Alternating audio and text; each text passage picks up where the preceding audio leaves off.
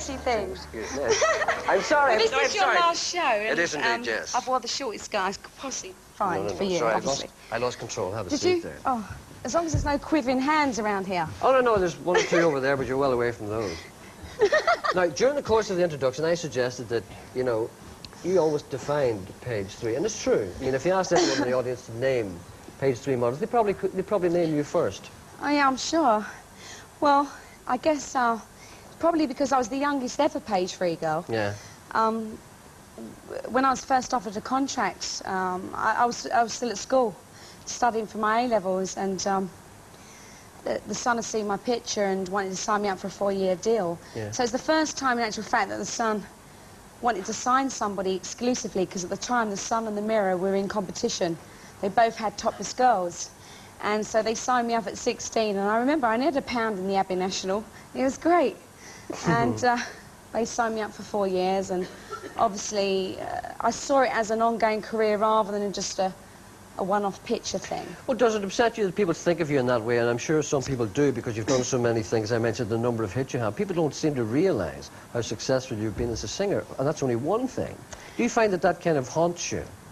Probably in this country, yeah. I mean, in England, it's not so bad. I've had 3 gold albums here in England. Yeah. In the early stages, and then it progressed to America, and which led eventually for me to live in America, because in order to break America, you've got to go and live there and see how the system works. Where did you live in America? But where? Yeah. I lived in New York. Great. But it wasn't good enough for me. Like, I still wanted to come home, you know. California, I think California was made for you. No, I'm not one of those, no. I'm a real person. No, seriously. I've got real everything, I'm sure. Did you go to California? Did you like that, if you did go? Yeah, I did like it, but I like New York better because I find it more cosmopolitan, which London is like. That's where I'm from. Whereas LA is a bit like, everyone wants to be an actress, everyone wants to be a singer. There's a lot of competition there, and there's a lot of falseness there. Oh, yeah. I find in, you know, where I'm from, that people are down to earth, and I'm down to earth, and I won't take no ball from anybody.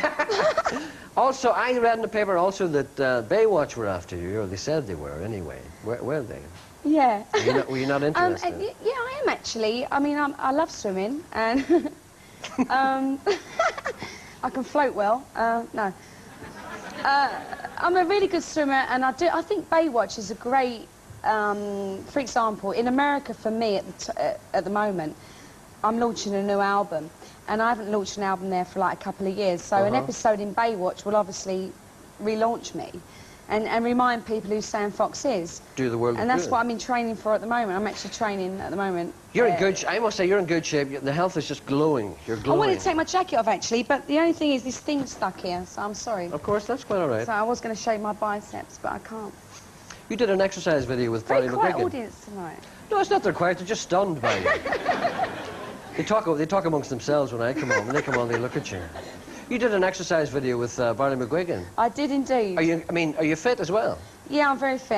I have a personal trainer who comes... He's got a key now to get me up out of bed. Because the reason I pay him is actually to get me out of bed. It's awful. I'm not one of these people who can actually go to a gym on my own. I'll do it for nothing.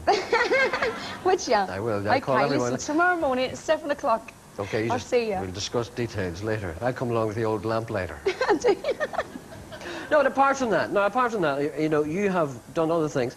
You nearly were in the Eurovision Song Contest. Oh, yeah, very nearly. Wait, would that have been a good idea?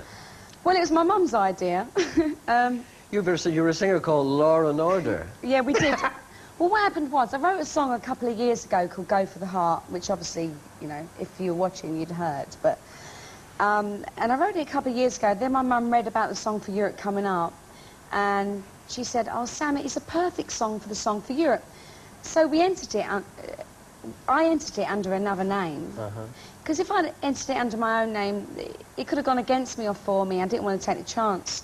So I thought, well, let's just enter it and then just see if it got there on its own merit, you know. Would you have done But it did. It actually got, it was 800 people who sent a song through. Yeah. No one, I sent a song in called, by a girl singer called Law and Order.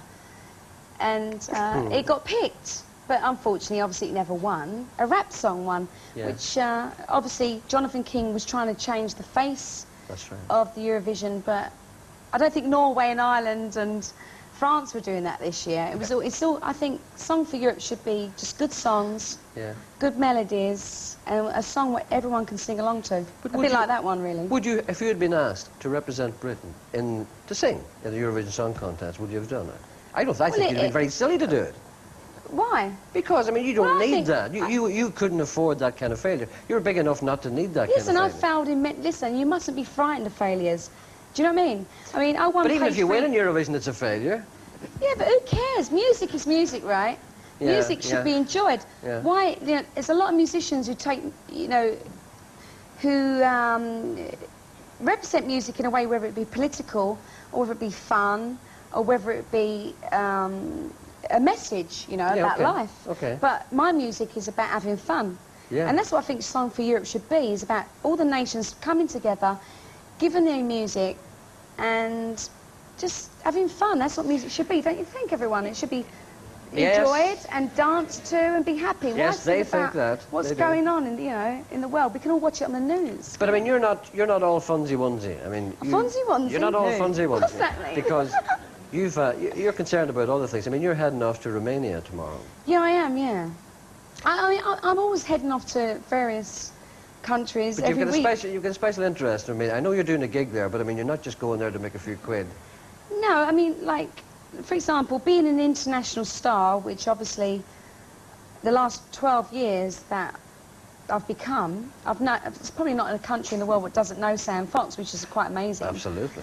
And that's what I set out to be. So getting somebody ringing me up, like my management, saying, there's a beauty competition in Romania, it's heading towards Miss World, and would Samantha Fox like to be a judge? I say, yeah, I'd love to be. Because then it brings the public attention to those sort of countries, which are third world countries who are suffering. So by me going there, while I'm there earning a few quid, as we say, I can also go and visit some orphanages or raise some money for some charitable organisations and come back and spread the word, like, these people need help. Who better to do that than a public figure like me? Okay, and you've if done... If Joe Bloggs went down there, who would care, you know? Or me. Yeah. You wouldn't care at all. No, but you've done that sort of thing before, and fair play to you for doing that, because people don't realise you've done that. Well, it's fantastic that I'm known in those sort of places, and I can take advantage of going there and help raise public awareness. Okay. Right. Before the end of this programme, we will know whether or not we suggest that you record, perhaps. I hope you like it. Do you like that song? Do you like it? Yes. Yes. Yeah, okay. my mum likes it. We'll find out towards the end of the programme, Samantha. In the meantime, thank you, Samantha Fox, very much. Thank you. Thank you.